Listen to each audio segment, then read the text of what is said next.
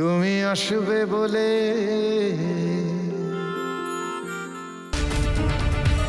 আরে বৌদি, শরীর কেমন আছে? ঠিকঠাক? এই তো এক্ষুনি বাড়ি যাবো। কিছু ফর্মালিটিস আছে। হ্যাঁ শিওরলি। পেন।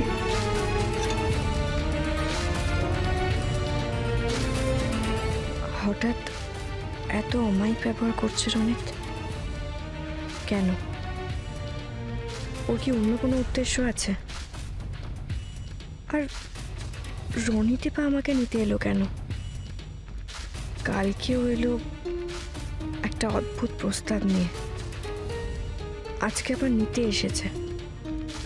কেন করছে রনিত?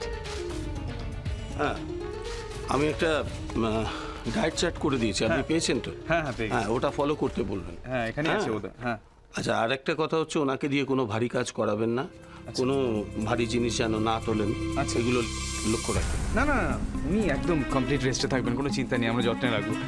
আপনি দাঁড়িয়ে আছেন কেন? প্লিজ না না প্লিজ প্লিজ বসুন। না, বসুন। ঠিক আরে আছে, বসুন, এই রনিত। অবস্থায় বসুন, আসুন আসুন।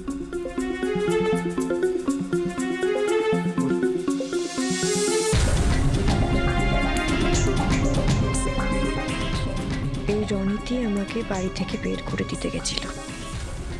রাত্রে হসপিটালে এসে বলেছিল রাহুলকে ধরিয়ে দিতে। অসম্ভব, অন্য কোনো প্ল্যান আছে ওর।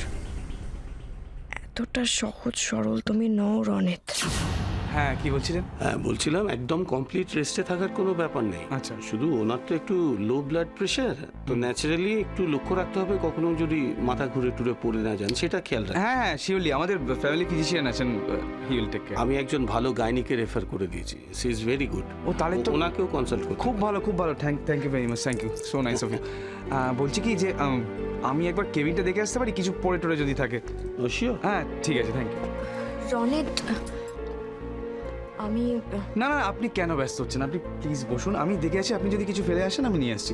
বসুন প্লিজ, রিল্যাক্স করুন, আমি আসছি তাহলে। হ্যাঁ যান। এইবার পথে এসো রাহুল দেব রায়। ধরা তুমি আজ পড়বেই, কাল তুমি এসেছিলে, আমি শিওর। আপনি ওয়েট করুন, আমি এক্ষুনি আসছি। রনিত কেবিনে কেন যাচ্ছে?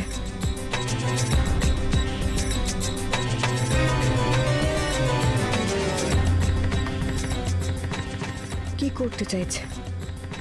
ওর উদ্দেশ্যটা কি? মিসেস দেবরায়, আপনি কিন্তু একদম কোনো স্ট্রেস টেনশন কিচ্ছু নেবেন না। সবসময় রিল্যাক্স থাকার চেষ্টা করবেন। দেখুন, এখন আপনার লাইট মিউজিক শোনা উচিত, একদম টেনশনলেস।